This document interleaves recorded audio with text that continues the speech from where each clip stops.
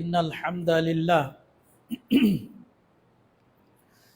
إن الحمد لله نحمده ونستعينه ونستغفره ونؤمن به ونتوكل عليه ونعوذ بالله من شرور أنفسنا ومن سيئات أعمالنا من يهده الله فلا مضل له ومن يضلله فلا هادي له وأشهد أن لا إله إلا الله وحده لا شريك له وأشهد أن محمدا عبده ورسوله الذي أرسله بالحق بشيرا ونذيرا وداعيا إلى الله بإذنه وسراجا منيرا يا أيها الذين آمنوا اتقوا الله حق تقاته ولا تموتن إلا وأنتم مسلمون يا أيها الناس اتقوا ربكم الذي خلقكم من نفس واحدة وخلق منها زوجها وبث منهما رجالا كثيرا ونساء واتقوا الله الذي تساءلون به والأرحام إن الله كان عليكم رقيبا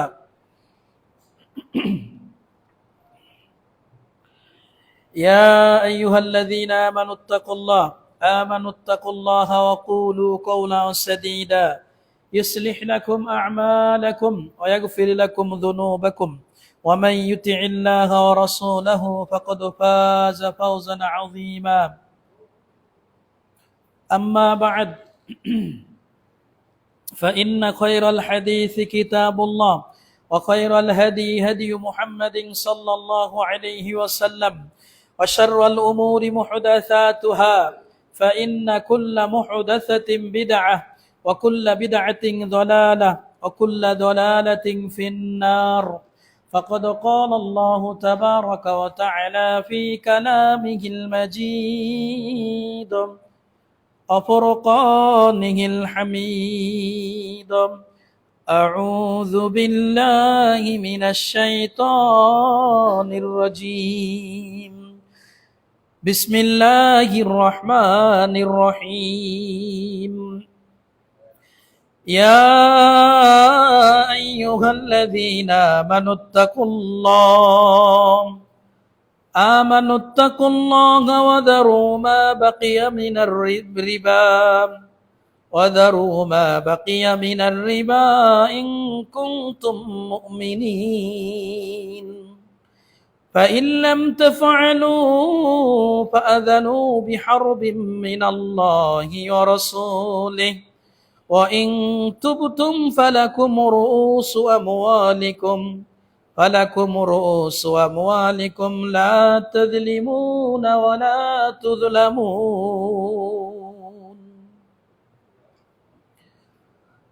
وعن جابر رضي الله تعالى عنه قال لعن رسول الله صلى الله عليه وسلم آكل الربا وموكله وكاتبه وشاهديه رواه مسلم أو كما قال عليه الصلاة والسلام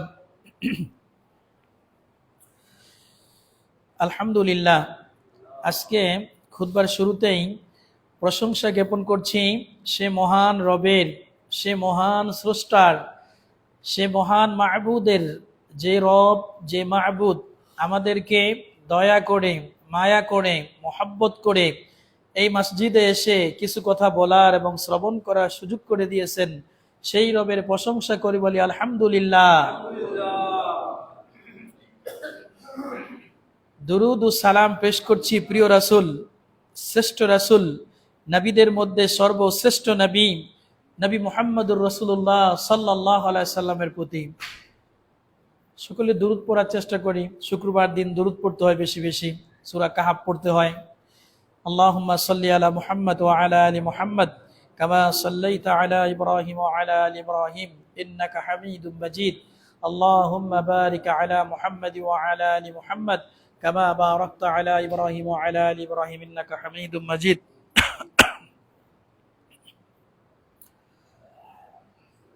খুতবার শুরুতেই একটা মাসালা ক্লিয়ার করে দেই।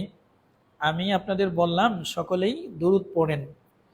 মুহাম্মদ সাল্লাল্লাহু আলাইহি সাল্লাম এইভাবে কোনো দিন বলছে বলে প্রমাণ পাওয়া যায় না। আমি আপনাদের শিখার জন্য বললাম, শুক্রবার দিন মাসালা পড়তে হয় তাই বললাম। কিন্তু আমি বলতেছি আমার সাথে আপনারাও বলেন এই সিস্টেমে, এইভাবে ইবাদত হিসাবে আমি বলতেছি, আমার লগে লগে বলেন, জোরে জোরে বলেন আমিন। এইটাতে অনেকের আপত্তি আছে। আমি বললাম কেন, খুতবা শিখানোর জন্য বললাম। আপনারা যার ভাল লাগছে পড়ছেন, যার ভাল লাগে পড়েন নাই, সেটা তার কি মানে ব্যক্তিগত বিষয়। পড়লে নেকি পাবে, আর না পড়লে নেকি পাবে না। অনেক সময় দেখবেন ফজরের পরে মসজিদে বৈশা এই নামাজের পরের দোয়াগুলার জন্য বা কিছু ইয়া শিখার জন্য একবার নিয়ম বানিয়ে দিছে। এইভাবে চলবে না।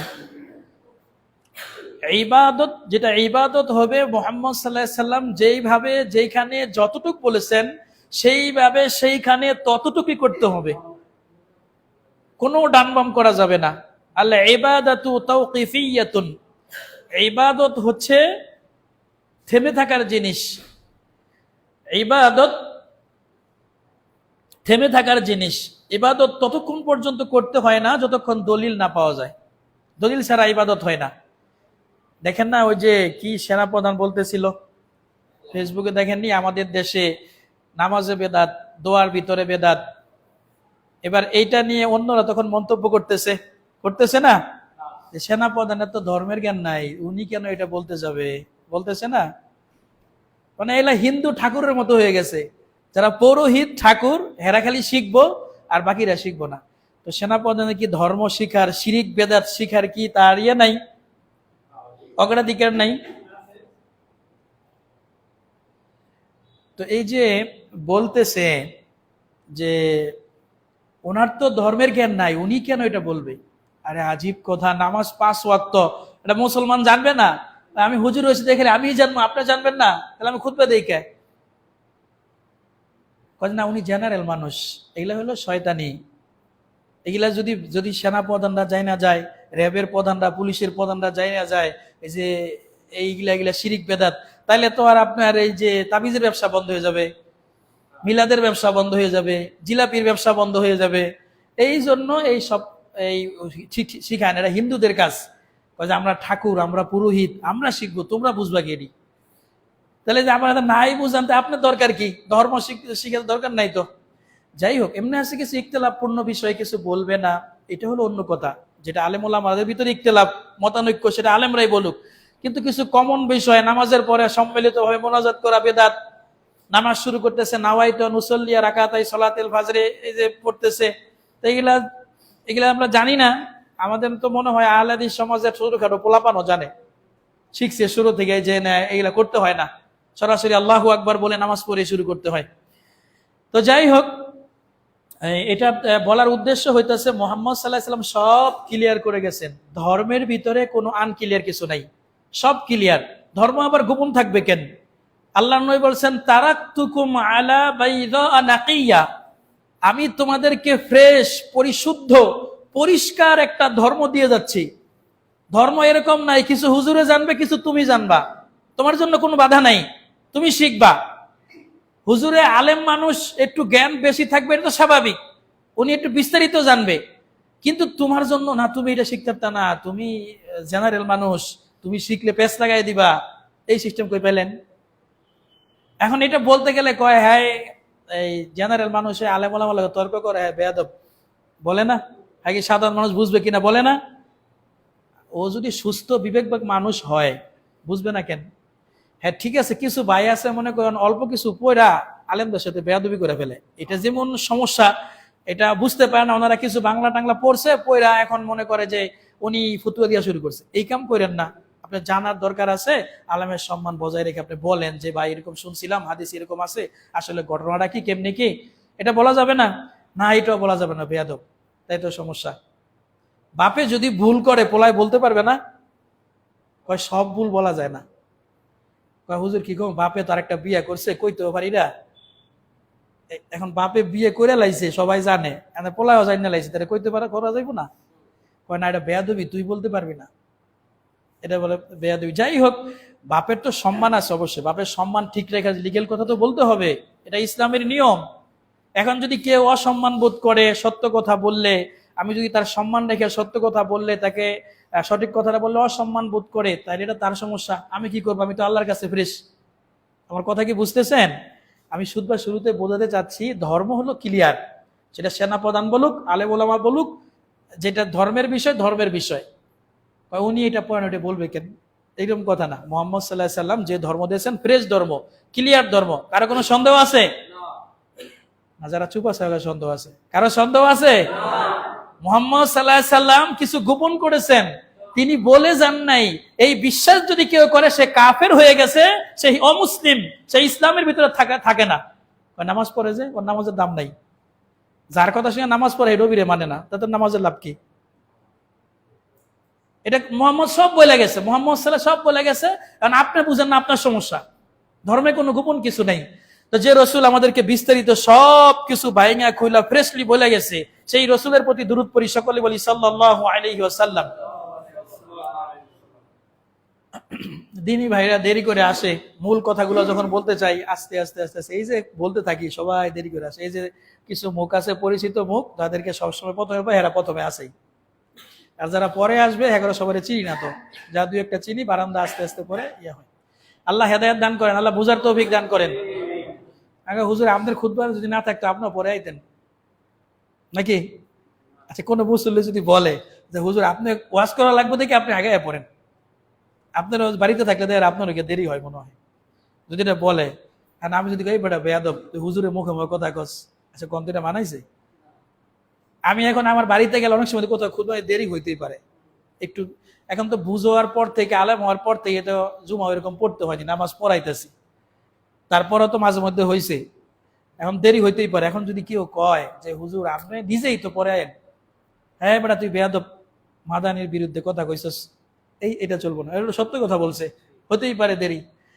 চাজ্ঞা সম্মানিত উপস্থিতি, যেই কথা বলতেছিলাম, মূল কথায় আসি। আমরা কিছু মনে আলোচনা শুনতেছিলাম, সব তো পেঁচতে হয়ে গেছে গা মাঝখানে, এটা সেটা আস্তে আস্তে, মানে পেঁচ বলতে কি, ওয়াজের সিরিয়াল উল্টাপাল্টা হয়ে গেছে কিছু, যদিও ঠিক আছে, হালকা পাতলা কিছু হয়ে গেছে। তো আমরা ওই সংসারের কথা বলতেছিলাম, বিয়ে শাদী হলো, সংসার টংসার হলো, কেমনে কেমনে চলবো, এগুলা বলতেছিলাম।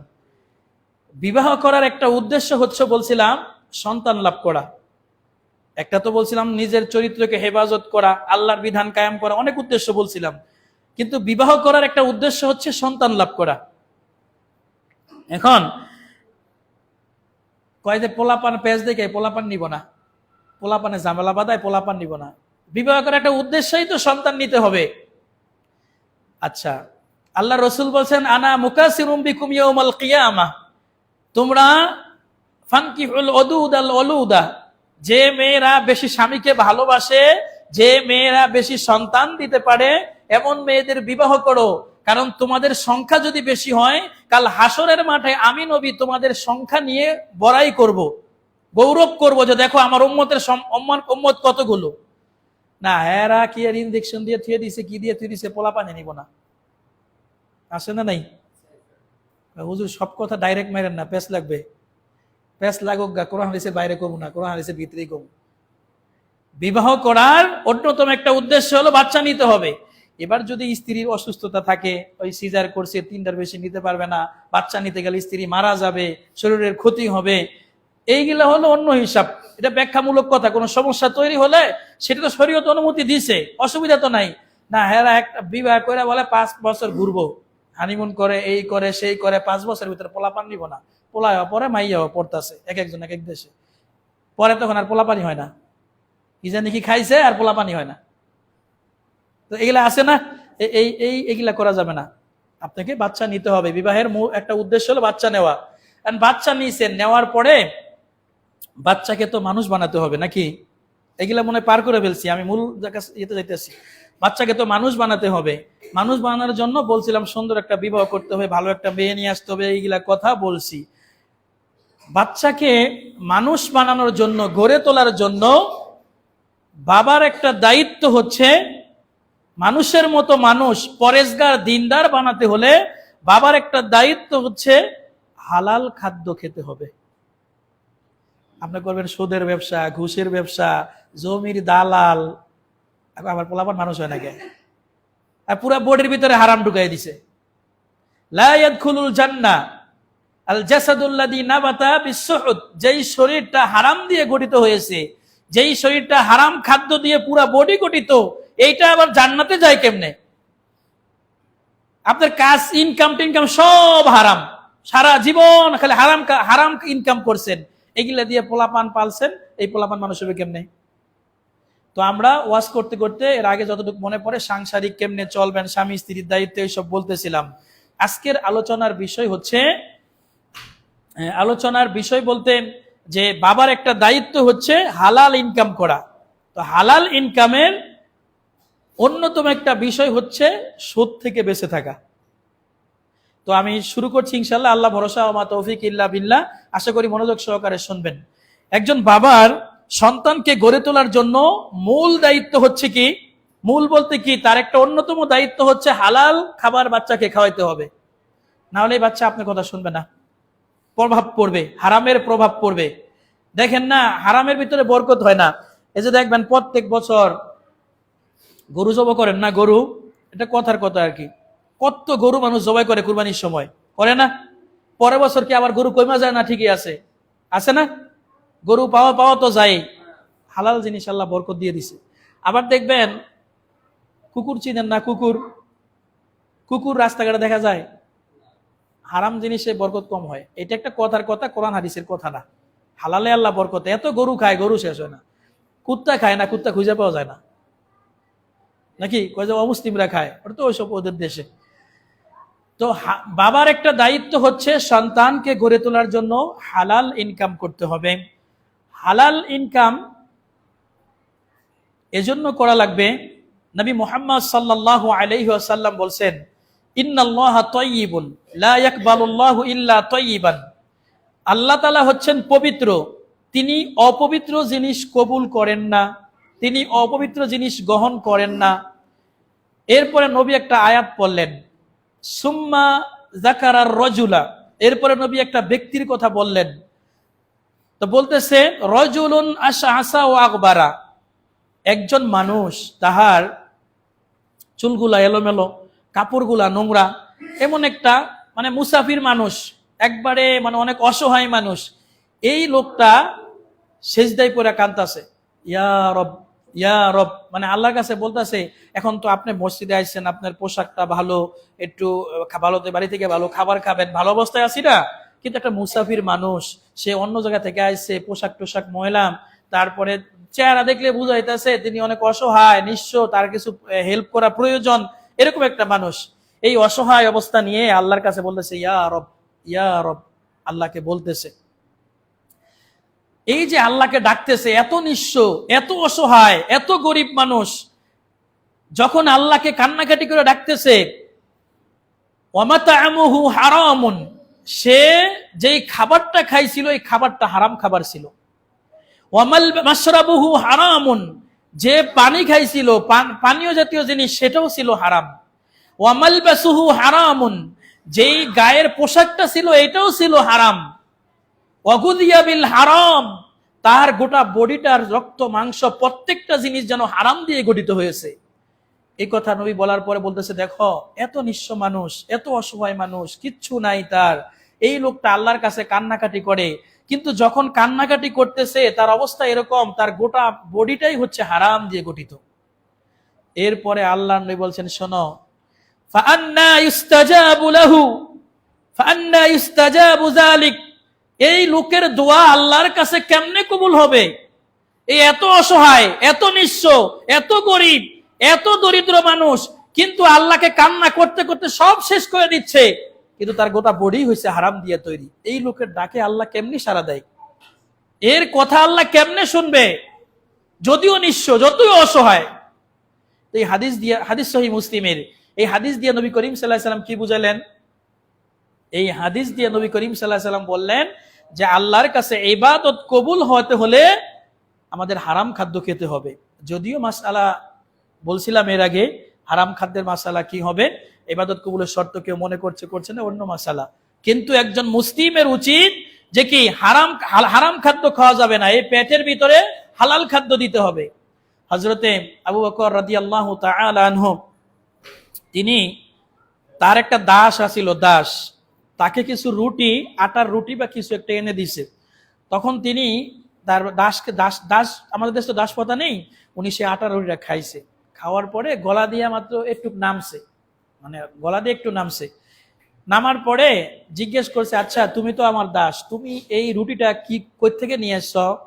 বলতেছে এইটা হচ্ছে আমি আমি যখন মুসলমান হইনি, মুসলমান হওয়ার আগে আমি ওই যে গণগা ছিলাম, মানুষের রাশি গুনতাম। তো রাশি গণনা কইরা ইনকাম করতাম, টাকা ইনকাম করতাম, ওই টাকা আমি কামাই আর কি খাইতাম আর কি। তখন মোহাম্মদ আবু বকর রাদিয়াল্লাহু তাআলা বলছেন, ওই সময় আমার টাকা বাকি ছিল, ইসলাম গ্রহণ করার আগে অন্য লোকের কাছে আমি গণকের কাজ করে টাকা পাইতাম, ওই টাকা বাকি ছিল, আজকে মুসলমান হওয়ার পর ওই লোকের সাথে আমার দেখা, ওই লোকে আমার আগের টাকাটা ফেরত দিয়েছে।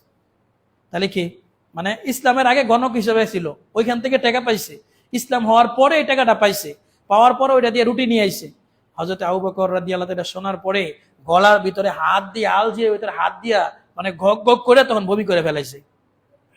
আর আমরা কি আজকে খাইয়া লাইছি, পরে আর খাইতাম না, এই তো নাকি? এখন আবু বকর প্রথম জান্নাতে যাবেন, আপনি যাবেন? ওই দিন আমাদের পাশে তো জানে মাদ্রাসা হানাফি এলাকা, তো ছাত্ররা মসজিদে গেছে, ছাত্র তো ছাত্রই, কেটা বলে মারা গেছে, এই যে জিলাপি মিলাপি আর কি নিমকি টিমকি এগুলা দিছে। তো পোলা পান যে আছে লই আইছে, আইয়া খাইতেছে। তো বড়টি আইসা কইতাছে, ওস্তাদ এর মোরা খাওয়ান দিছে, লই আইছে। পর তোমরা লইলা কেন? কয় যে ওস্তাদ আমরা তো লই নাই, কাতারে দিয়া না সুন্নত দ্বারা আইনি একটা করে দেওয়া শুরু করছে, কারণ কি করবো, না লইলো সমস্যা। কই লইছে, লইয়া তুমি কি করে দিয়ে পড়তা? পরে তখন ওদের তো ওদের কথা কইছে ছাত্র হিসাবে, আমি বুঝলাম এই কার করবা না, যেটা গেছে গেছে।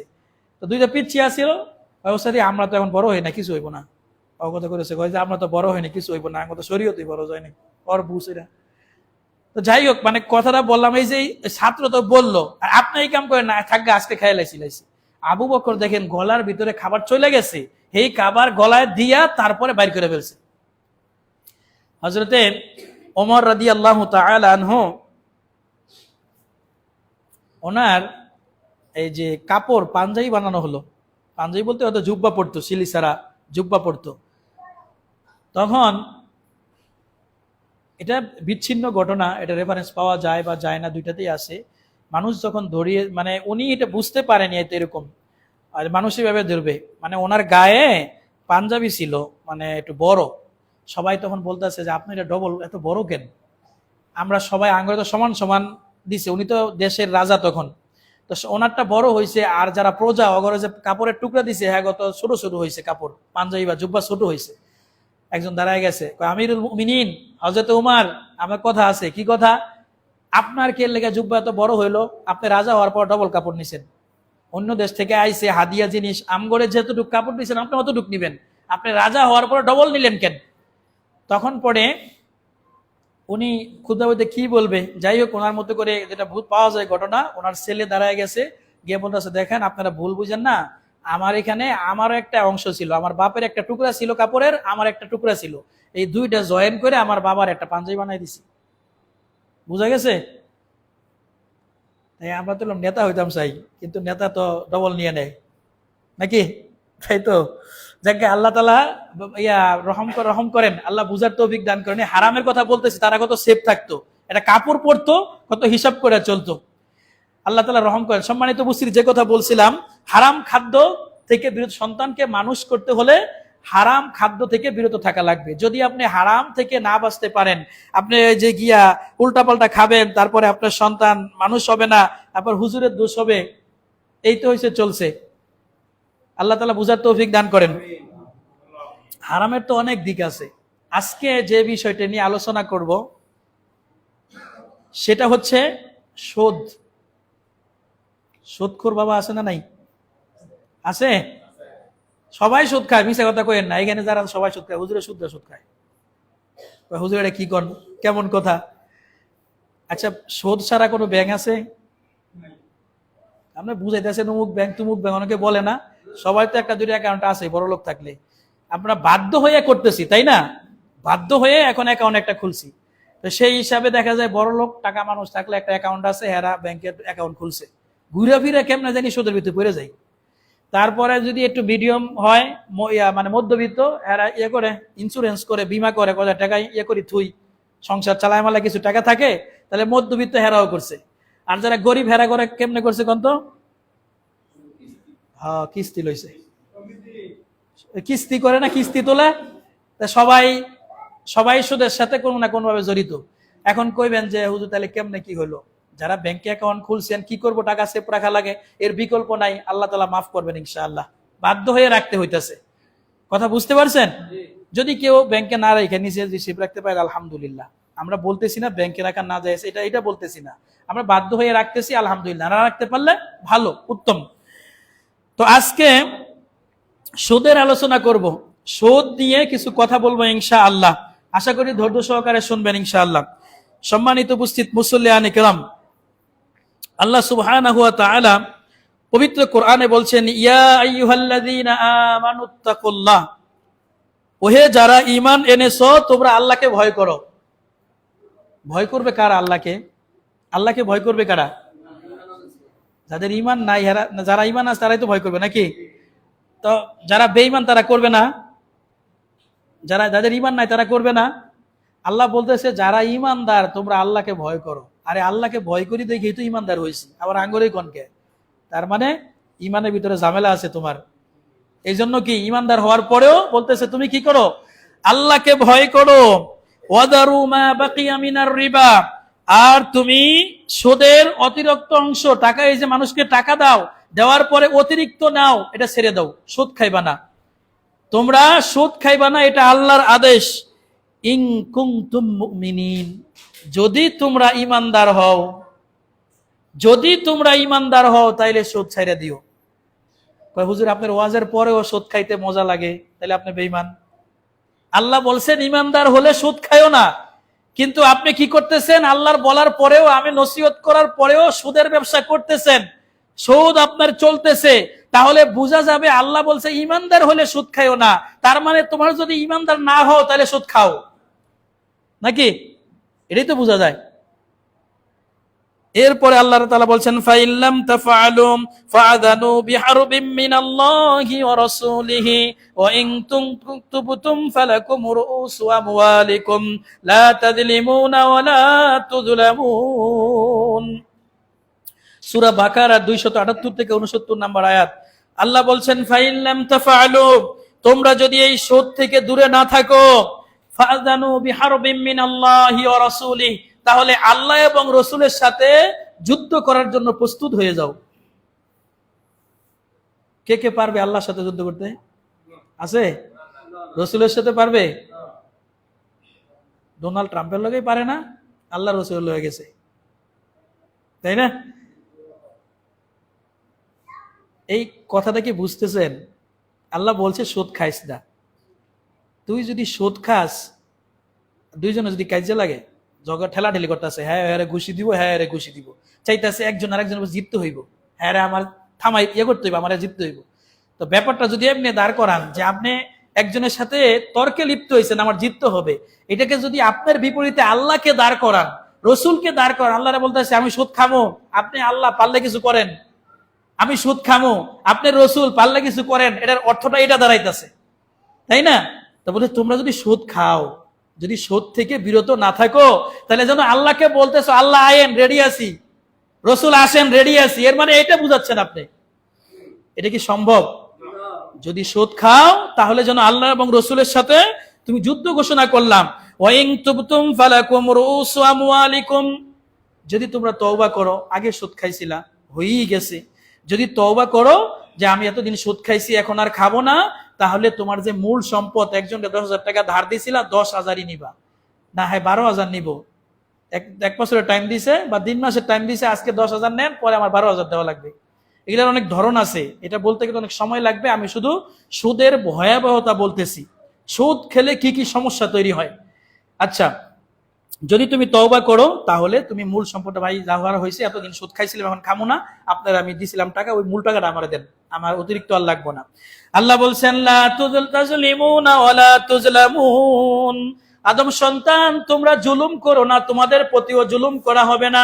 তুমি যদি জুলুম করো, তুমি যদি অত্যাচার করো, মানুষদেরকে পাকড়াও করো, মানুষের বিচে অন্যায় বিচার করো, মানুষদেরকে কষ্ট দাও, ওয়াল্লাহি তাল্লাহি বিল্লাহি, আল্লাহর শপথ করে বলি, দুনিয়াতে তুমি যেমন শাস্তি পাবে, পরকালে যেমন শাস্তি পাবে, দুনিয়াতে রব্বুল আলামিন তোমাকে দেখিয়ে দিবে।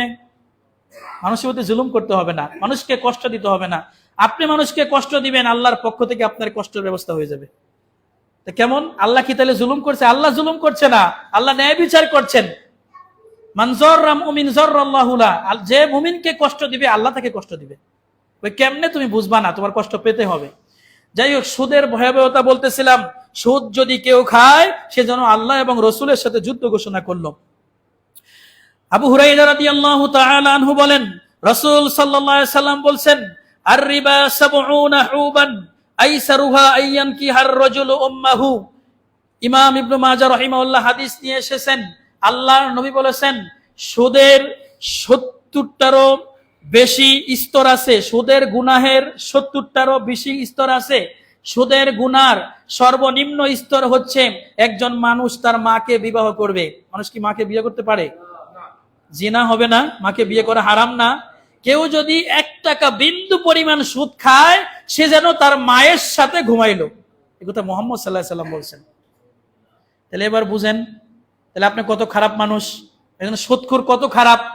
আমি যদি, মানুষ তো বলবে, হ্যাঁ কত খারাপ রে, আর মাল লগে এই কাম করছে, আর বইনের লগে এই কাম করছে, খারাপ না? এটা যদি এবার ১ টাকা ঘুষ সুদ খান, আল্লাহ নবী বলছেন তোমার এই গুনাহ লেখা হয়ে গেছে, তুমি জিনা করে ফেলছো। এটা ইমাম ইবনে মাজাহ ২য় খণ্ড ২২৭৪ নম্বর হাদিস। নবী মুহাম্মদ সাল্লাল্লাহু আলাইহি সাল্লামের হাদিস। সাহাবী আব্দুল্লাহ বিন হানজালা রাদিয়াল্লাহু তাআলা আনহু তিনি বলছেন, আল্লাহর নবী বলেছেন, দিরহামুন রিবান ইয়াকুলুহু আর-রাজুলু ওয়া হুয়া ইয়ালাম আশাদ্দু মিন ৩৬ জানিয়াতিন। একটা যদি রূপার মুদ্রা, সামান্য পরিমাণ ১ টাকা যদি সুদ খায়, ৩৬ বার জিনা করলে যে গুনাহ হবে, একবার সুদ খাইলে গুনাহ হবে। মানুষ তো মুমিন মানুষ, পরেশগার দিনদার মানুষ, তারা তো কোনোদিন জিনা ব্যভিচারে লিপ্ত হবে না। এটা মুমিনের সিফাত, বৈশিষ্ট্য, তাই না? কিন্তু একটা মানুষ ৩৬ বার যদি জিনা ব্যভিচারে লিপ্ত হয়, কতগুলা গুনাহ হবে? কত গুনাহ, তাই না? ১ টাকা সুদ খাইলে ৩৬ বার জিনা করার গুনাহ আপনার আমলনামায় লেখা হবে। তাহলে এটা কি ডেঞ্জারাস, তাই না? কিন্তু আমরা এটা গুরুত্ব দেই না। সবাই কেমনে কেমনে জানি সুদের সাথে জড়িত। আর এই সুদ খাইবেন, হারাম খাইবেন, আর কয় আমার পোলা মানুষ হয় না। কে? আপনার পোলাপান মানুষ হইবে কইতে আপনাদের হারাম খান। যে হাদিস বললাম, এটা আহমদ ২১৯৫৭ নম্বর হাদিস।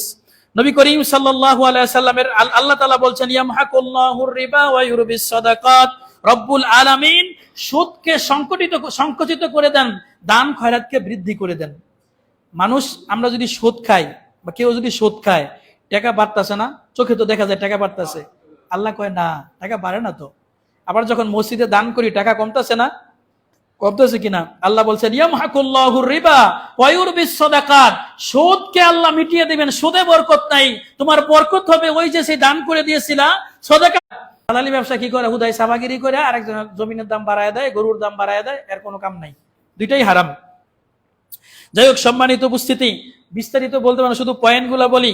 নবী মুহাম্মদ সাল্লাল্লাহু আলাইহি সাল্লামের, মুহাম্মদ সাল্লাল্লাহু আলাইহি সাল্লাম মহান রব থেকে বর্ণিত, আল্লাহ তাআলা বলছেন, আমাইয়া আসিল্লাহ ওয়া রাসূলহু ওয়া ইয়াতাআদ্দা হুদুদাহু ইউদখিলহু নারান খালিদান ফিহি ওয়া লাহু আযাবুম মুহিন।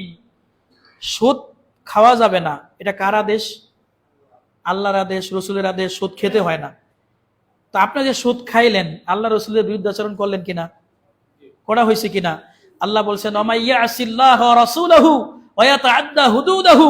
যে ব্যক্তি আল্লাহ এবং রাসূলের বিরুদ্ধাচরণ করবে আর শরীয়তের সীমা লঙ্ঘন করবে, ইউদখিলহু নারান খালিদান ফিহা, রব্বুল আলামিন তাকে এমন জাহান্নামে দিবেন, সেখানে চিরস্থায়ীভাবে সে থাকবে। বুঝছেন? আমরা আগে বলছিলাম শিরিকের গুনাহ করলে চিরস্থায়ী থাকবে, বলছি কিনা? আর অন্যান্য পাপ থাকলে আল্লাহ তাআলা ওইটা মাফ করে আবার নিয়ে আসবে। কিন্তু আবার এইভাবে দেখেন, আল্লাহ এবং রসুলের বিরুদ্ধাচরণ করে। আপনি যদি এর ব্যাখ্যা হচ্ছে, এটা অনেকে ইয়ে করে দেয় যে কেউ যদি সুদকে জায়েজ মনে করে খায়, তাহলে চিরস্থায়ী জাহান্নামী। সুদ জায়েজ এটা মনে করে খায়, চিরস্থায়ী জাহান্নামী। কিন্তু সুদকে যদি হারাম মনে করে খায়, বলে হারাম, এই আর কি, এটা ছাড়া উপায় নাই তাই করি, হারাম জান্নাই করে, তাহলে চিরস্থায়ী জাহান্নামে হবে না। কবিরা গুনাহ করছে, আল্লাহ মাফ করবে, জান্নাতে দিবে একদিন। তাওহীদ থাকার কারণে। তাহলে আল্লাহ এবং রসুলের বিরুদ্ধাচারণ যে করবে সে জাহান্নামে যাবে। তো সুদ হচ্ছে আল্লাহ এবং রসুলের বিরুদ্ধাচারণের অন্যতম একটা। নবী মুহাম্মদ সাল্লাল্লাহু আলাইহি ওয়াসাল্লামের হাদিস, জাবের রাদিয়াল্লাহু তাআলা আনহু বলেন, লাআনা রাসূলুল্লাহ সাল্লাল্লাহু আলাইহি ওয়াসাল্লাম, আল্লাহর নবী লাআনত করেছেন, নবী অভিশাপ দিয়েছেন। অভিশাপ দিয়ে জমি যখন অভিশাপ দেয় ওর থেকে রহমত উঠে যায়, দয়া উঠে যায়। আকেলার রিবা, যে সুদ খায় তাকে নবী অভিশাপ দিয়েছে। অমুকিলাহু, যে ব্যক্তি সুদ দেয় আরেকজনকে সুদ খাওয়ায়, ওই ব্যক্তিও নবীর অভিশাপের মধ্যে পড়বে। ওয়াকাতেবাহু, এই যে সুদ একজনে দিল আরেকজনে নিল, আরেকজনে খাতা কলমে লিখলো, এই যে লেখলো, সাক্ষী লেখলো, এই লেখক, এই যে মুক্তার নাকি মুন্সি কয়, এই মুক্তার এই পর্যন্ত কাল হাসরের মাঠে বা দুনিয়াতে তার নবীর প্রতি অভিশাপ, তার প্রতি নবীর অভিশাপ। ওয়াশাহিদাইহে, আবার দুইজন সাক্ষী রাখছে না, সবাই সমান। কুল্লুহুম সাওয়া, সবাই সমান, গুনার দিক দিয়ে সব সমান। কেমনে কন্ত? যে এখানে লাভ হয়েছে কার? একজন হলো সুদ খাইছে, আরেকজনে সুদ দিছে, আরেকজন হলো লেখছে, আরেকজনে আর দুইজনে সাক্ষী আছিল। এই লাভটা হয়েছে কার? যে খাইছে। যাই দিছে এত লস, যাই লেখছে তো লেখার লেখো একটা পাইছে, যে সাক্ষী আছিল কিছু পাইছে না পাইছে, লাভ তো হইলো যে খাইছে। হ্যাঁ, কিন্তু গুনাহ সবই সমান। তাহলে কি হলো? সাক্ষী আপনি বাজে কামে, খারাপ কামে সাক্ষী হবেন কে? এটা আবার কেমন হয়ে গেল? উল্টা পাল্টা কামে সাক্ষী হবেন কে? সুদ যে খায়, যে খাওয়ায়, আর হচ্ছে যে লেখে, যে সাক্ষী থাকে, সবার গুনাহ সমান। একে গুনাহ পাবেন, গুনার দিক দিয়ে সমান সমান। সে গুনাহ করছে প্রত্যেকেই। যে হাদিস বললাম এটা হচ্ছে সহিহ মুসলিমের হাদিস, 1549 নম্বর হাদিস। নবী মুহাম্মদ সাল্লাল্লাহু আলাইহি সাল্লামের হাদিস, আল্লাহর নবী বলছেন, ইজতানিবুস সাবআল মুবিকাত, তোমরা সাতটা ধ্বংসাত্মক জিনিস থেকে বেঁচে থাকবা। এই সাতটা জিনিসের কথা বলতে বলতে আল্লাহর নবী বলছেন, একটা হচ্ছে আকলুর রিবা, একটা হচ্ছে সুদ খাওয়া। সুদ তোমাকে শেষ করে দিবে, ধ্বংস করে দিবে। সুদখোরের জীবনে শান্তি হতে পারে না। সুদখোর যদি শান্তি পায়, নবীর হাদিস মিথ্যা হয়ে যাবে। এমনি দেখা যায় ভালো ভালো পোস্টপাস দিয়ে থাকে, ওই ভালো ভালো কাপড় পরে থাকে, ভালো ভালো এই সেই করে, আসলে না, ওর শান্তি নাই, এর শান্তি হতে পারে না। তাহলে আল্লাহ রসুলের কথা মিথ্যা হয়ে যাবে। সুদ ভিত্তিক কোনোদিন শান্তি হবে না, একথা মুহাম্মদ সাল্লাল্লাহু আলাইহি সাল্লাম বলছেন। তো যে কথা বলতেছিলাম, যে তোমরা সাতটি ধ্বংসাত্মক, তোমাদেরকে ধ্বংস করে দিবে, শেষ করে দিবে এমন সাতটা জিনিস থেকে বিরত থাকবা। তাহার ভিতরে একটা হচ্ছে সুদ খাওয়া। যে হাদিস বললাম, এই হাদিস হচ্ছে সহিহ বুখারী, মুসলিম, নাসাই, আবু দাউদ। নাম্বার বলতে পারছি না, সময় স্বল্প। এরপরে সুদের ভয়াবহতা সম্পর্কে নবীর হাদিস পাওয়া যায়। কেউ যদি সুদ খায়, আব্দুল্লাহ বিন আব্বাস রাদিয়াল্লাহু তাআলা বলেন, নবী করিম সাল্লাল্লাহু আলাইহি ওয়াসাল্লাম বলেন, ইজা যহারা যিনা ওয়ার রিবা ফি ক্বরিয়াতিন ফাকাদ আহাল্লু বিআনফুসিহিম আযাবাল্লাহ। কোন সমাজে কোথাও যদি দেখেন এই সমাজে খালি আল্লাহর আযাব গজব, এই সমাজে শান্তি নাই, মানুষের ভিতরে কার্য লাগিয়েই থাকে, মানুষের ভিতরে ফিতনা ফাসাদ, হিংসা বিদ্বেষ, মানে কোনো জায়গায় শান্তি নাই, এই সমাজটাই পুরো ধ্বংস হয়ে গেছে গা। মঞ্চে মদ খায়, হ্যাঁ এর গীবত করে, মানে পুরা সমাজই ধ্বংসের অবস্থা। এটা আল্লাহর একটা শাস্তি। কি জন্য কন্ত? নবীর হাদিস বলতেছি, বানায়া বলতেছি না। হাদিস যেটা বলতেছি এটা মুসনাদে আহমদের 3809 নাম্বার হাদিস। কোন সমাজ যদি উল্টাপাল্টা হয়ে যায়, নবী মুহাম্মদ সাল্লাল্লাহু আলাইহি সাল্লাম বলছেন, যহারাজ জিনা ওয়ার রিবা মিন ক্বরিয়াতিন, কোন গ্রামের মধ্যে, কোন সমাজের মানুষ, কোন গ্রামের মানুষ যদি অবাধে নারী পুরুষ মিলামিশা করে, জেনা ছেয়ে যায় এবং ওই সমাজের মানুষ সুদখোর হয়, এই সমাজে শান্তি আসবে না। এখন বুঝালন গা সমাজে শান্তি আসে না নাই? বুঝালন গা। যদি অশান্তি থাকে, যদি এখানে শান্তি না থাকে, এই সমাজের মানুষ সুদখোর আছে, গিয়া দেখেন গে আপনি খুঁজা। আন্নালে সে গোপনে জিনা করে। মুহাম্মদ সাল্লাল্লাহু আলাইহি ওয়াসাল্লামের হাদিস। আমার কথা বুঝেন? কথা কষ্ট লাগে, খারাপ লাগে? যেই কোনো জায়গায় হোক, হাদিস বলছি, নবী মুহাম্মদ সাল্লাল্লাহু আলাইহি ওয়াসাল্লামের অশান্তি তৈরি হয়েছে, সমাজে ফিতনা তৈরি হয়েছে, ফাসাদ তৈরি হয়েছে, এই সমাজের মানুষ কারো কেউ কথা শোনে না, তাহলে এই সমাজের কোন সদস্য জিনা করে, এই সমাজের কোন সদস্য সুদখোর। এটা মুহাম্মদ সাল্লাল্লাহু আলাইহি ওয়াসাল্লামের হাদিস। যাই হোক, সম্মানিত উপস্থিতি, যে হাদিস বললাম এটা মুসনাদে আহমদের হাদিস। এরপরে নবী মুহাম্মদ সাল্লাল্লাহু আলাইহি সাল্লামের হাদিস, আল্লাহর নবীকে মেরাজে নিয়ে যাওয়া হলো। নবী মুহাম্মদ সাল্লাল্লাহু আলাইহি সাল্লামকে মেরাজ, জানি তো আমরা মেরাজের আমি হাদিস বলতে পারছি না, ঘটনাটা বলতেছি। নবী করিম সাল্লাল্লাহু আলাইহি সাল্লামকে মেরাজে নিয়ে যাওয়া হলো। জিবরাইল আমিন নবীকে কাবাগর থেকে সেই বাইতুল মুকাদ্দাস, সেই যে কি বলে ফিলিস্তিনে বাইতুল মুকাদ্দাস মসজিদ, সেখানে গেল। গিয়ে ওইখানে গিয়ে অথবা কাবাগরের পাশে নবীর বুকটাকে ফাড়লো। এটাকে বলা হয় সিনাসাক। সিনাসাক মানে বুকটাকে ফেরে, ওইখানে যে শয়তান কুমন্ত্রণা দেয় নবীর বুকটাকে ফেরে এই শয়তানি কুমন্ত্রণা গুলাকে দূর করলো। সেই এই স্বর্ণের পেয়ালা নিয়ে, জমজমের পানি নিয়ে নবীর বুকটাকে, নবীর হাড়টাকে, কলিজাটাকে পরিষ্কার করা হলো। পরিষ্কার করে নবীকে ফ্রেশ করা হলো। এরপরে জিবরিল ফেরেশতা নবী মুহাম্মদ সাল্লাল্লাহু আলাইহি সাল্লামকে আসমানের দিকে নিয়ে যায়। প্রথম আসমানে গেল, ফেরেশতারা সালাম দিল, বা অনেক নবীর সাথে অনেক আসমানে দেখা হয়েছে, এক এক নবী এক এক কথা বলছে কে ইনি, বলতেছে ইনি হচ্ছেন নবী মুহাম্মদ অমুক তুমুক, অনেক লম্বা কথা। এইভাবে কইতে কইতে অনেক দূর পার হয়ে, 7 আসমান পার হয়ে নবী মুহাম্মদ সাল্লাল্লাহু আলাইহি সাল্লামকে এক পর্যায়ে আল্লাহর কাছাকাছি নিয়ে যাওয়া হলো। আল্লাহর সাথে কথা হলো। আল্লাহ তাআলা 5 ওয়াক্ত নামাজ ফরজ করে দিলেন, অনেক লম্বা কথা। এক পর্যায়ে নবীকে জান্নাত দেখানো হলো, নবীকে জাহান্নাম দেখানো হলো। নবীকে যখন জাহান্নাম দেখানো হলো, আল্লাহর নবী দেখতেছেন একটা বিশাল রক্তের নদী, নদীর মধ্যে পানি নাই, খালি রক্ত আর রক্ত, পানির বদলে রক্ত আছে। তখন পরে নবী সাল্লাল্লাহু আলাইহি সাল্লাম দেখছেন ওই নদী, নদীর মাঝখানে একটা লোক মাঝখানে ডুবতেছে, মানে রক্তের নদীতে পড়ে রয়েছে। এই লোকটা যখনই নদীর পাড়ে আসতে চায়, তখনই পাড়ে আরেকজন লোক আছে, তারা বড় বড় পাথর দিয়ে তার মাথার উপরে মারে। তখনই নদীর লোকটা আবার নদীর মাঝখানে চলে যায়। লোকটা আবার মাঝখান থেকে পাড়ে আসতে চায়, তখন পরে এই নদীর তীরের লোকটা পাথর মেরে আবার মাঝখানে দিয়ে দেয়। এইভাবে তাকে শাস্তি দেওয়া হচ্ছে, রক্তের নদীতে ডুবানো হচ্ছে, পাড়ে উঠতে দেওয়া হচ্ছে না। নবী করিম সাল্লাল্লাহু আলাইহি সাল্লাম জিবরিল আমিনকে জিজ্ঞেস করছেন, হে জিবরাইল, মান হাউলাই ইয়া জিবরাইল, ওহে আল্লাহর ফেরেশতা জিবরাইল, বলেন তো এই লোকটাকে, যেই লোকটাকে রক্তের নদীতে ডুবানো হচ্ছে, যেই লোকটা পারে আসতে চায় তাকে আসতে দেওয়া হয় না, আসলেই পাথর দিয়ে তার মাথা একবারে ভেঙে দেওয়া হচ্ছে, এই লোকটাকে? জিবরিল ফেরেশতা বললেন, হাউলাই হুম আসহাবুর রিবা, এরাই হচ্ছে সেই লোক, এরাই হচ্ছে সেই মানুষ যেই লোকগুলা দুনিয়াতে সুদ খাইতো, মানুষের অর্থ আত্মসাৎ করত, মানুষদেরকে টাকা ঋণ দিয়ে অতিরিক্ত অংশ নিত, 1 বছরের সময় দিয়ে 12 আর 10,000 দিয়ে 12,000 নিত, ওই 1 লাখ দিয়ে 1,10,000 টাকা নিত। এরাই হচ্ছে সুদখোর। এই সুদখোরের অবস্থা হচ্ছে আজকে হাসরের মাঠে এই জাহান্নামে তাদেরকে রক্তের নদীতে ডুবিয়ে চুবানো হবে। সুদ খাওয়ার ইচ্ছা আছে? কয় না, তাহলে বুঝা গেছে খাই না কেউ, তাই না? আর যে খায় সুপা ছিল, আমরা তো জানি না, কারো ধরে ধরে করা যাইব না, ঠিক আছে? আগেই তো বলছি কম বেশি সবাই সুদের সাথে জড়িত। মোবাইলে মেসেজ আইছে, আপনাকে 16 টাকা 50 টাকা ইন্টারেস্ট দেওয়া হলো, সুদ তো কয় না, নাম কয়।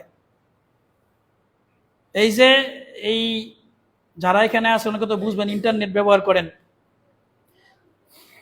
বাংলা লিঙ্ক অ্যাপস আছে, গ্রামীণ অ্যাপস আছে, তারপরে ইয়ে দেয় না, কি দেয় এটা রে, এই যে কি কয়টা রে, বিকাশে তো না, ওটা তো ওই কোম্পানি, আরেকটা আছে ক্যাশব্যাক দেয় না, ওই যে ক্যাশব্যাক দেয়, মানে কয় যে এই অফারটা নিলে আপনার এত টাকা ব্যাক দেওয়া হবে। নগদ তো আর না, এটা যারা এমবি চালায় বা ইয়ে চালায় ওরা বুঝে আর কি, যে ক্যাশব্যাক দেয়। আমি যদি এই অফারটা গ্রহণ করি তাহলে আমাকে এত টাকা ক্যাশব্যাক দেওয়া হবে, এটা নিলে 890 টাকা এই অফারটা নিবেন, আপনার 80 টাকা দিয়ে দেওয়া হবে, ব্যাক দেওয়া হবে, এটা আছে না? এইটা যদি সেই কোম্পানির সাথে হয়, যার কাছ থেকে এমবি নিতেছেন, মিনিট নিতেছেন, সেই কোম্পানি থেকে যদি হয় তাহলে ঠিক আছে। কিন্তু ওই কোম্পানি বিকাশকে বলে দিছে, বিকাশে বা নগদকে বলে দিছে, নগদের মাধ্যমে, বিকাশের মাধ্যমে ওদের অফার আপনি নিতে পারবেন না। কথা বুঝাইতে পারছি? এখন বাংলা মাই বিএল অ্যাপস নামাইলেন, মাই গ্রামীণ অ্যাপস নামাইলেন, নামার পরে গ্রামীণ অ্যাপস ওইখান থেকে নিলেন অফারটা, অসুবিধা নাই। কিন্তু ওদের জিনিসটাই আপনারা বিকাশে দিতেছে বা নগদে দিতেছে, এটা হারাম। এটা একটা কি, এটা হারাম কাজ, এটা করা যাবে না। বিকাশে নিবেন না, আপনার সরাসরি ওদের অ্যাপস দিয়ে নিবেন। আমাদের এই কোম্পানি, আমরা এমনি সুযোগ সুবিধা দিই, কোনো অসুবিধা নাই, কিন্তু ভায়া হয়ে নিতে পারবেন না, এটা হারাম হয়ে যাবে। কেন, এটা পরে অন্য সময় বলা যাবে। এরপরে কয় সার্ভিস চার্জ না কি জানি আরো কি আছে না, এগুলা অনেক ঝামেলা আছে, এগুলাতে সাবধান থাকবেন। সর্বোপরি এইসব থেকে দূরে থাকা উচিত। আমরা না কেমনে জানি সুদের সাথে জড়িত হয়ে যাইতেছি। আল্লাহ বুঝার তৌফিক দান করেন। অনেক কথা, সময় শেষ হয়ে যাচ্ছে, আমি তো অনেকগুলো নোট করে নিয়ে আসছিলাম। সুদের যে হাদিসটা বললাম, বাংলা হাদিস, এটা সহিহ বুখারীর 1386 নম্বর হাদিস, আর অন্য জায়গায় আছে 1075 নম্বর হাদিস। আল্লাহ তাআলা বলছেন, আল্লাযীনা ইয়াকুলুনার রিবা লা ইয়াকুমুনা ইল্লা কামা ইয়াকুমুল্লাযী ইয়াতাখাব্বাতুহুশ শাইতানু মিনাল মাস যালিকা বিআন্নাহুম ক্বালু ইন্নামাল বাই'উ মিসলুর রিবা ওয়া হাল্লাল্লাহুল বাই'a ওয়া হাররামার রিবা। রব্বুল আলামিন বলছেন, যারা সুদ খাবে, যারা সুদখোর, যারা সুদ খায় এবং সুদ খাওয়ায়, যারা সুদকার থাকবে, কাল হাসরের মাঠে তাদেরকে উঠানো হবে। উঠানোর পরে দেখবেন সে যেন কেমন করে পাগলের মতো, একজন মানুষকে যেমন জিনে ধরে, মানুষকে যেমন জিনে আসর করে পাগলামি করে, ঠিক মাথা ঠিক থাকে না, কাল হাসরের মাঠে বেহুশ করে তাকে উঠানো হবে। হাসরের মাঠে সে বেহুশ হয়ে যাবে। জিনে ধরলে যেমন পাগলামি করে এরকম পাগলামি করবে, মনে হবে মনে হয় শয়তানে তারা ধরছে বা জিনে ধরছে। মানুষ তারা জিজ্ঞেস করবে, লোকটা এমন করে কে? হাসরের মাঠে তো অনেকেই উঠবে, কিন্তু এরকম জিনের মতো এরকম করে কে? এটা জিনে ধরছে নাকি? সমস্যা কি? বলে, চিনো না, এটা সুদখোর ছিল দুনিয়ায়, এটা এর আলাদা বৈশিষ্ট্য, এটা জিনে ধরছে মনে হয়, আল্লাহ তার এমনি উঠাবে। এটা হলো সুদখোরের শাস্তি। নবী মুহাম্মদ সাল্লাল্লাহু আলাইহি সাল্লামের হাদিস, আল্লাহর নবী সাল্লাল্লাহু আলাইহি সাল্লাম বলছেন, কাব বিন উজরা রাদিয়াল্লাহু তাআলা আনহু থেকে বর্ণিত, আল্লাহর নবী বলেছেন, ইয়া কাব ইবনে উজরা ইন্নাহু লা ইয়ারবু লাহমুন নাবাতা বিন সুহতি ইল্লা কানাতিন নারু আউলা বিহি। যে কোনো শরীর, যে কোনো জিসম, যে কোনো বডি সুদের টাকার খাইয়া, হারাম খাইয়া বড় হইছে, হইল শরীর জান্নাতে যাবে না। জান্নাতে সবাই যেতে চাই না? জান্নাতে যেতে চাই না সবাই? না কোনো সন্দেহ আছে? জান্নাতে যেতে চাই না কে কে? সবাই তো চাই। তাহলে আজকে থেকে যার যার সুদের ব্যবসা নেই আজকে থেকে চালু করবেন নাকি? বন্ধ করে দিব না? আল্লাহ রহম করেন। সম্মানিত সুদখোর ভাই, আপনার কাছে মাপ চাই, আপনি আমাদের সমাজ থেকে অন্য সমাজে চলে যান, আপনার লেগে ঝামেলা হয়। তো যাই হোক, যেই সুদ খায় আল্লাহ তাআলা হেফাজত করেন। এখন আমি তো সব জায়গায় করি না, আপনার কাছে অনেক দিন তাই করতেছি। এখন যে আপনি হুজুর মনে করে হিগে দিচ্ছে আজকে সুদের ওয়াজটা করেন, অনেক জায়গায় এরকম পাইছি, মানে সভাপতি কয় একটা কর, সেক্রেটারি কয় আপনি এটা কর, মানে যার যেটা দরকার এটা কয়, কিন্তু যদি যেটা কয় আমি এটা ওয়াজই করি না। ওই দিন এটা মানে ঠিক রাখার লাগে লাস্টে যাই একটু কই, বড়ায় কই, কিন্তু আমার বিষয় যেটা আমি এটা ওয়াজ করি। আমি যে কি বিষয় লাগবো না লাগবো, আপনার সমাজের চাহিদা কি, এটা দরকার আছে, শুনছি, এটা অন্য সপ্তাহ বলবো, এই সপ্তাহ বলতাম না, অন্য সপ্তাহ এইসব বললে ঝামেলা বাঁধবো। তাহলে আবার যাই কইছে বললে যাবো হুজুরে আমার কথাটা শুনছে, ভালো হয়ে যায়, ঠিক না? ঝামেলা সব দিকে আছে, কেউ কিছু কয় না। সমাজের সুদ একটা বড় সমস্যা। তো আমরা এই সুদ ভয়াবহ জিনিস, মারাত্মক জিনিস। আমি বক্তৃতার বিষয় ছিল কি, যে সন্তানকে যে মানুষ করবেন, মানুষ করতে হলে হারাম থেকে বেঁচে থাকতে হবে, বাবা হালাল ইনকাম করতে হবে। তা আপনি হইলেন সুদখোর, আপনার পোলাপান আলেম হইব কেমনে? আপনার পোলাপান মানুষ হইব কেমনে? সুদখোরের পোলাপান মানুষ হওয়া সম্ভব না। কথা কি বোঝা গেছে? যদি সন্তানরে মানুষ বানাইতে চান, সন্তানকে যদি আলেম বানাইতে চান, মানুষের মতো মানুষ বানাইতে চান, স্কুলে পড়ান তাও সমস্যা নাই, দিনদার পরেশগার বানাতে চান, সুদ খাওয়া যাবে? সুদখোরের সাথে কেউ চলবেন না, ওর সাথে কথা বলবেন না, ওর সাথে লেনদেন করবেন না। ওর সাথে যে চলবে, যে উঠবে বসবে, ও একটা সুদখোর। ও কেন ওর লোকে চললো? সুদখোরের ইসলামে কোনো স্থান নেই। আল্লাহ সুবহানাহু ওয়া তাআলা বুঝার তৌফিক দান করেন। আল্লাহ আমাদের এই ফিতনা থেকে বাঁচার তৌফিক দান করেন, আমাদেরকে হালাল খাদ্য খাওয়ার তৌফিক দান করেন। রব্বুল আলামিন আমাদেরকে সুদ থেকে বেঁচে থাকার তৌফিক দান করেন। আল্লাহুম্মা আমিন ওয়া আখির দাওয়ানা আলহামদুলিল্লাহি রাব্বিল আলামিন।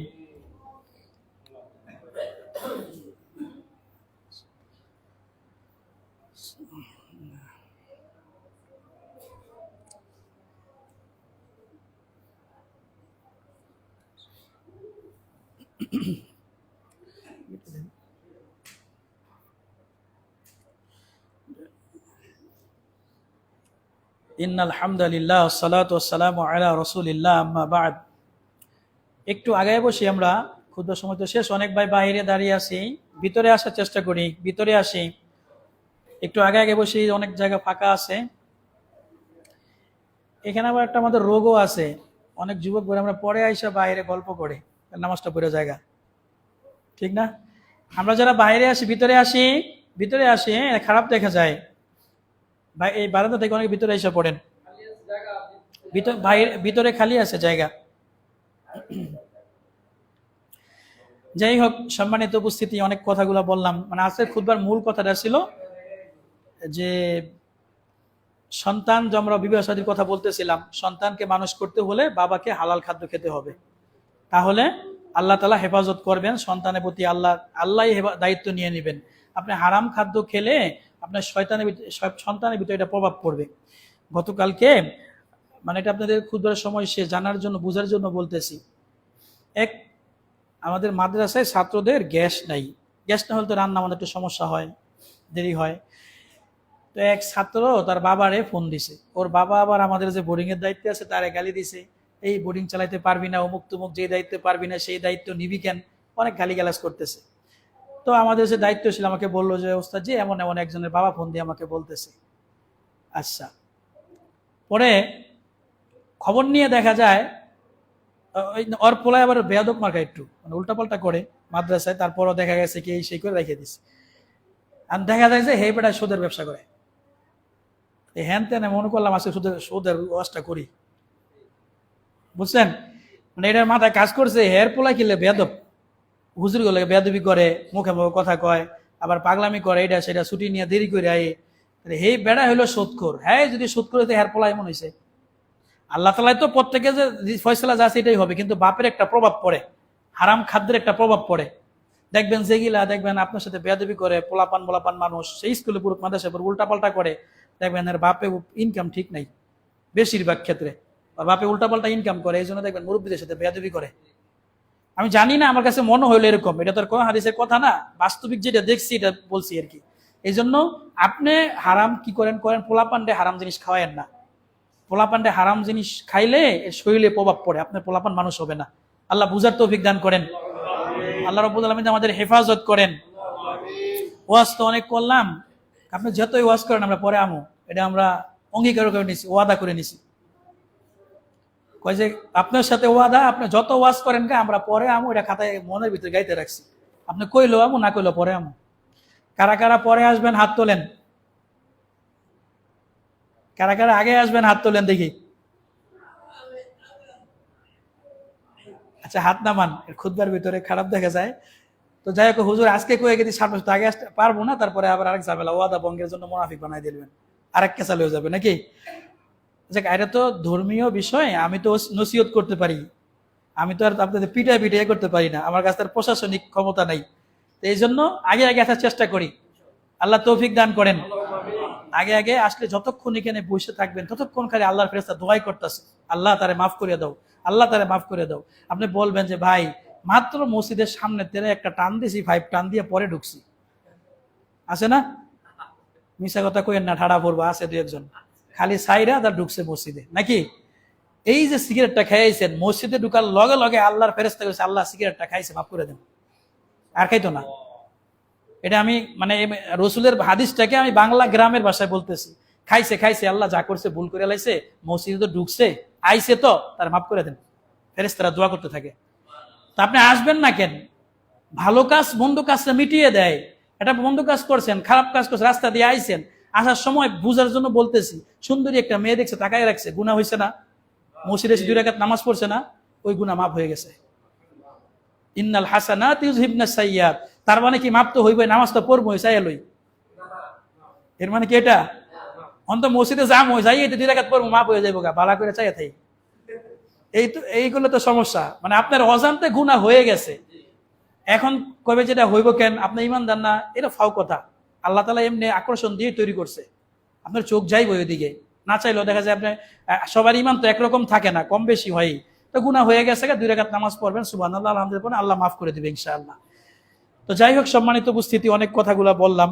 আমার বলার উদ্দেশ্য হলো যে প্রত্যেকে যে যেখানে ইনকাম করি, ইনকামটা যেন কি হয়, হালাল হয়।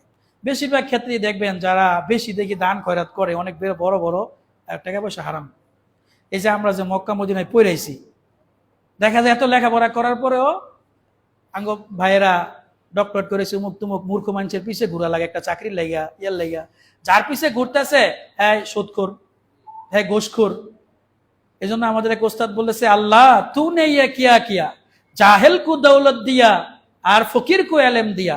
আল্লাহ তু নেই কিয়া কিয়া, আল্লাহ তুই এটা কি করলি, মূর্খরে দিলি টাকা পয়সা, আর গরিব রে দিলি এলেম দিলি, জ্ঞান গৌরব সব দিবি গরিব মানুষের, আর মূর্খরে সব টাকা পয়সা দিয়ে তুই দিছে। আলেম একসাথে দেখবে, আলেমদের টাকা আর জ্ঞান একসাথে নাই। লেখাপড়া যারা করে বড় লোক পোলাপান তো পড়েই না মাদ্রাসায়, যাওয়া পরে পইরা পইরা আরেক জায়গায় করে।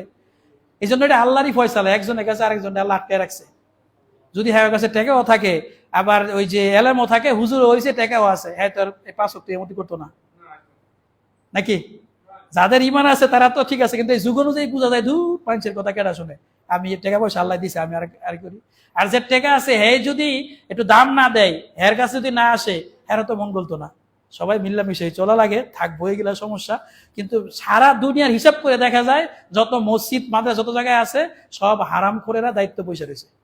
আমি আপনাদের কই না, এবার মাইন্ডে করেন না, আপনারা আলহামদুলিল্লাহ অনেক ভালো। এটা হলো আমরা এখানে আলহামদুলিল্লাহ অনেক ভালো আমাদের এই সমাজগুলো, কিন্তু বেশিরভাগ সমাজ দেই এর হারাম খোর, সুদখোর, ঘুষখোর, এরকম এরকম। জায়গা আমি আপনাদের নিজের মনে করেন আমি আপনাদের সন্তানের মতো, তাই কথাগুলো এমনি সহজ করে বললাম। আর উল্টাপাল্টা চলবো না তো, আল্লাহ তৌফিক দান করেন। এই সুদ ঘুষ থেকে আল্লাহ বিরত রাখেন। আজকে থেকে নিয়ত করেন, আপনি যদি খালি এইটা কন, এতদিন সুদ খাইছি আজকে থেকে খাইতাম না, এতদিন ঘুষ খাইছি আজকে থেকে খাইতাম না, 1 টাকা হারাম ইনকাম করতাম না। আল্লাহর কসম করে বলি, আগামী 1 মাসের ভিতরে বা অল্প সময়ের ভিতরে দেখবেন আপনার মনে একটা শান্তি পাইবেন। আপনার মনে শান্তি হবে, সংসারে শান্তি হবে, আপনি দুনিয়াতে ভালো একটা সুনাম নিয়ে যেতে পারবেন। দেখবেন যদি মইরেও জানগা, মানুষ কবে হ্যাঁ অনেক খারাপ আছে, কারণ না রে শেষ জীবনে ভালো হয়ে গেছে গা, খারাপ কাজ করছে ঠিকই, কিন্তু নামাজ কালাম ঠিক মতো পড়ছে, হারাম ছাইরা দিয়েছিল। এই যে মানুষ একটা মন্তব্য করছে ভালো, আল্লাহর নবী বলছেন এই মন্তব্য আপনার জান্নাত পর্যন্ত পৌঁছে দিবে। পারবো না ইনশাআল্লাহ? আল্লাহ আমাদের হালাল খাওয়ার তৌফিক দান করেন, আল্লাহ আমাদের হালাল খাওয়ার তৌফিক দান করেন, আল্লাহ আমাদের হালাল খাওয়ার তৌফিক দান করেন, আমাদেরকে হারাম থেকে বাঁচিয়ে রাখেন, হারাম থেকে বাঁচিয়ে রাখেন। আল্লাহুম্মা তাকাব্বাল মিন্না ইন্নাকা সামিউদ দুআ। বারাকাল্লাহু ফীকুম ওয়া সাল্লাল্লাহু আলান নবী। সুবহানাকাল্লাহুম্মা ওয়া বিহামদিক আশহাদু আল লা ইলাহা ইল্লা আনতা আস্তাগফিরুকা ওয়া আতুবু ইলাইক। কুমু লিসালাতিল জুমআতি আইয়ুহাল মুসলিমুন। বারাকাল্লাহু ফীকুম ওয়া সাল্লাল্লাহু আলান নবী। আসসালামু আলাইকুম ওয়া রাহমাতুল্লাহি ওয়া বারাকাতুহু।